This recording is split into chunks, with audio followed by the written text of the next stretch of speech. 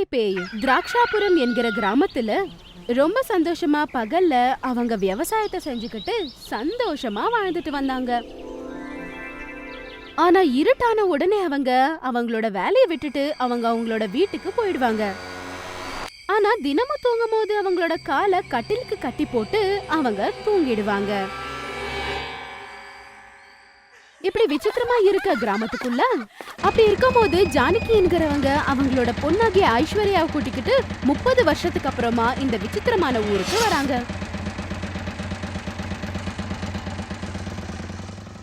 இதுதான் ஐஷு, நம்ம சொந்த வீடு. இங்க வந்து ரொம்ப வருஷம் ஆயிடுச்சு.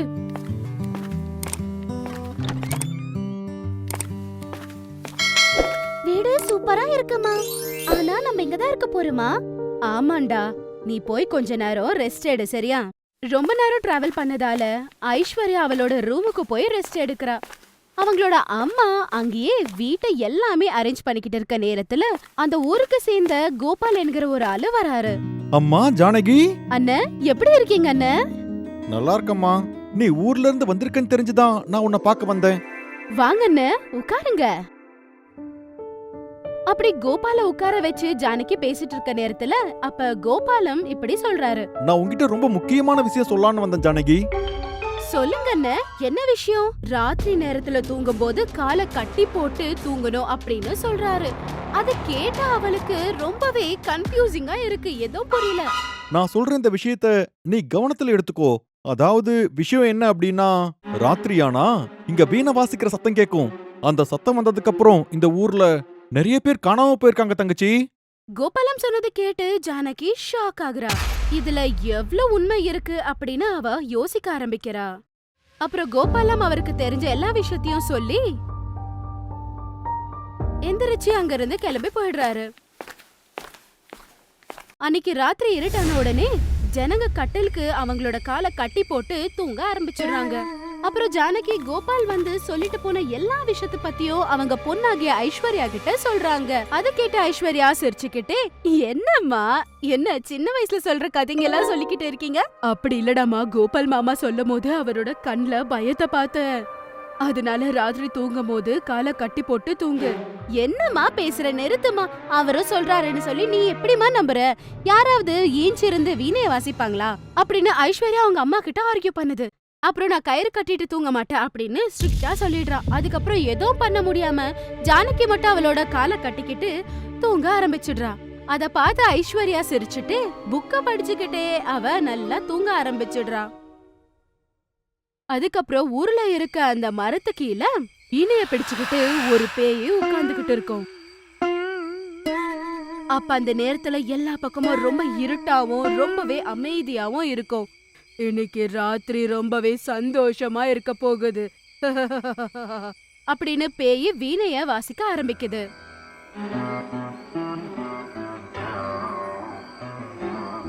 அந்த சத்தத்துக்கு ஊர்ல இருக்க மிருகங்க எல்லாமே கத்த ஆரம்பிக்குது. எல்லாரும் தூங்கிக்கிட்டு இருக்க நேரத்துல அந்த வீணை சத்தம் அப்படியே மெதுவா வீட்ல தூங்கிக்கிட்டு இருக்க ஐஸ்வர்யாவோட காதுக்கு போகுது. அத கேட்ட உடனே ஐஸ்வர்யா கண் திறந்து பாக்குறா. அவளோட கண்ணு பச்சையா மாறி இருக்கும். அந்த சத்தம் கேட்ட உடனே அவ மயங்கி போய் வீட்ல இருந்து எழுந்து வெளியே வந்து சத்தம் வந்துட்டு இருக்க அதே இடத்துக்கு அவ நடந்து போக ஆரம்பிக்கிறா. கொஞ்ச நேரத்துல அவங்க அம்மா கண் திறந்து பாக்குறாங்க. பக்கத்துல ஐஸ்வர்யா இல்ல. அத பார்த்து அவங்க ரொம்பவே பயந்து போய் வீடெல்லாம் தேட ஆரம்பிக்கிறாங்க. ஐஸ்வர்யா, ஐஸ்வர்யா எங்க இருக்கடா? என்ன இது, கதவு திறந்திருக்கு, ஒருவேளை என் பொண்ணுக்கு ஏதாவது ஆயிருக்குமா அப்படின்னு யோசிச்சு ஐஸ்வர்யாவை தேடிக்கிட்டு அவங்க அம்மா போறாங்க. அப்படி அவங்க ரொம்ப நேரம் தேடின பிறகு கொஞ்ச தூரத்துல அவங்க ஐஸ்வர்யாவை பாக்குறாங்க. உடனே ஐஸ்வர்யா கிட்ட ஓடி போய் அவளை போகாம தடுக்க ட்ரை பண்றாங்க. ஆனா ஐஸ்வர்யா எதுவுமே ரெஸ்பாண்ட் பண்ணாம முன்னாடி நடந்து போய்கிட்டே இருப்பா. அந்த நேரத்துல ஜானகி யோசிச்சு அவளை இழுத்து ஒரு அடி குடுக்கறாங்க. அப்ப சடனா அவ மறுபடியும் நார்மல் ஆகுறா. அப்ப ஐஸ்வர்யா எல்லா பக்கமும் திரும்பி பார்த்து அவன் முன்னாடி இருக்க அம்மா கிட்ட, என்னமா ஆச்சு? நீதான் ஏதோ பைத்தியம் புடிச்ச மாதிரி நடந்து போய்கிட்டு இருக்க, உனக்கு என்ன ஆச்சோ ஏதாச்சோன்னு ரொம்ப பயந்து போனேன். மறுபடியும் அந்த வீணை சத்தம் ஜோரா கேட்க ஆரம்பிச்ச உடனே அவங்க 2 பேரும் காதை மூடிக்கிட்டு அங்கிருந்து தப்பிச்சு அவங்க வீட்டு பக்கமா ஓடுறாங்க. அதுக்கப்புறம் அவங்க 2 பேரும் ரொம்பவே பயந்து போய் அந்த வீட்டுல மூலையில உக்காந்து தூங்காம இருப்பாங்க.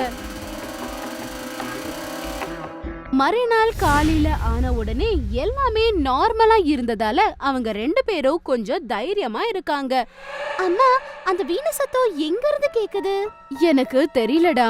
கோபாலம் அண்ணா சொன்ன மாதிரி இந்த வீணை சத்தத்தால 5 பேரு இறந்துட்டாங்களாம். லக்கியா நம்ம நேத்து தப்பிச்சுட்டோம்டா செல்லம்.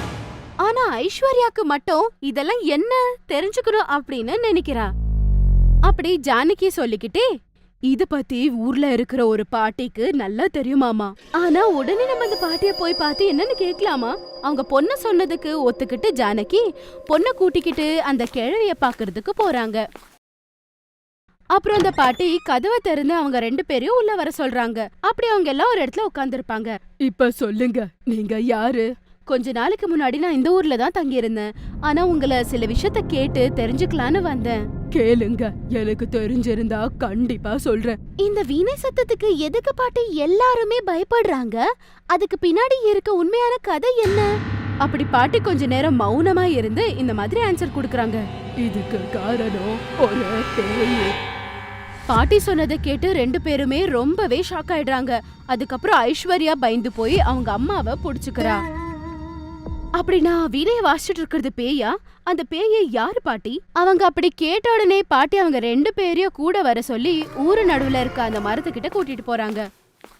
அங்க போன உடனே பாட்டி அங்க உட்கார்ந்து அவங்க கிட்ட பேச ஆரம்பிக்கிறாங்க. அப்ப எனக்கு 8 வயசு. இதே ஊர்ல பிரியா என்கிற பணக்கார பொண்ணு இருந்தது.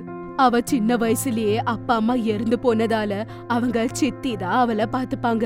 அப்புறம் பிரியாக்கு வீணைய வாசிக்கணும்னா ரொம்பவே பிடிக்கும்.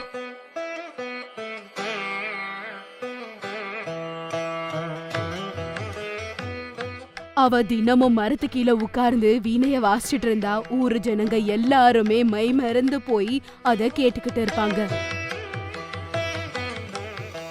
அப்படி அவளுக்கு 18 வயசான உடனே அவளோட ஆஸ்தி மேல ஆசைப்பட்ட அவங்களோட சித்தி அவகிட்ட நைஸா பேசி அவளை அங்கிருந்து கூட்டிட்டு போயிடுறா.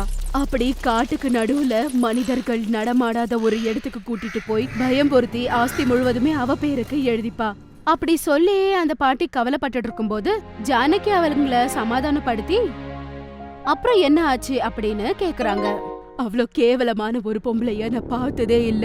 அவ அந்த குழந்தைய அங்கேயே தனியா ஒரு மரத்துக்கு கட்டி போட்டு விட்டுட்டு வந்துட்டா. சாப்பாடு இல்லாம அந்த குழந்தை எரிந்து போயிட்டா. ஆனா இப்ப பிரியாவோட சித்திக்கு இப்ப என்ன ஆச்சு பாட்டி? பிரியா செத்து போன 3 நாளைக்கு பேயா மாறி ஒரு மரத்து கீழே உட்கார்ந்து வீணைய வாசிக்க ஆரம்பிக்குது. அந்த வீணையோட சத்தத்துக்கு மயங்கி போய் சித்தி அங்க வராங்க. அந்த வீணையோட சத்தம் எப்ப நிக்குதோ அப்ப அவங்க நார்மலா மாறுறாங்க. அப்ப அவங்க முன்னாடி உட்கார்ந்து இருக்க பேய பார்த்து சித்தி ரொம்ப பயந்து போறாங்க. எப்படி இருக்க சித்தி? என்னோட சங்கீதம் உனக்கு பிடிச்சிருக்கா? பிரியா, இது நீயா? தயவு செய்து என்ன சாகடிக்காது. ஐயோ, உன்னை சாகடிக்கிறது நான் இல்ல சித்தி. தப்பு பண்ணணும்னு நினைச்ச உன்னோட யோசனை உன் சாவுக்கு அதான் காரணம் அப்படின்னு சொல்லி அவ வீணைய வாசிக்க ஆரம்பிக்கிறா. அந்த சத்தத்துக்கு காதிலிருந்து ரத்தம் வந்து அவ செத்துடுறா. அப்படி அவ தப்பு பண்ணதுக்கு அவ உயிரை இழந்துட்டா. ஆனா எதுக்காக இந்த ஊர்ல இருக்கிற வேற 5 பேரை அந்த பேய் சாகடிச்சிச்சு? யாருக்கெல்லாம் தப்பு பண்ணணும், இன்னொருத்தரை ஏமாத்தணும் அப்படின்னு எல்லாம் நினைக்கிறாங்களோ அவங்க அந்த வீணை சத்தத்துக்கு பலியாகி இறந்து போவாங்க அப்படின்னு சொல்றாங்க. அத கேட்ட உடனே ஜானகி, ஆனா அந்த பேயால எல்லாருக்கும் பிரச்சனை இல்லல்ல? பிரியாவோட ஆன்மா தப்பு நடக்காத பாக்குறதுக்கு மட்டும் தான் இங்க இருக்கு. ஆனா ஜனங்க தேவையில்லாத பயந்து போறாங்க. அவங்களுக்கு இருக்க டவுட்ஸ் எல்லாமே தீர்றதால ஜானகி அவங்க பொண்ணை கூட்டிக்கிட்டு அங்க இருந்து வீட்டுக்கு போயிடுறா. அப்படி போயிட்டு இருக்க நேரத்துல ஜானகிக்கு ஒரு டவுட் வருது. அது என்னன்னா, அந்த பாட்டி சொன்ன மாதிரி தப்பு பண்ணணும்னு யோசனை வந்தவங்கள தான் அவ வீணைய வாசிச்சு அவங்க கிட்ட வர வைப்பா. அப்படின்னா நேத்து என்னோட பொண்ணுக்கு ஏதோ தப்பு பண்ணணும்னு யோசனை வந்திருக்கு அப்படின்னு அவங்க அம்மா ஐஸ்வர்யாவை பாக்குறாங்க. ஐஸ்வர்யா மனசுக்குள்ள இருக்க அந்த கதை என்ன?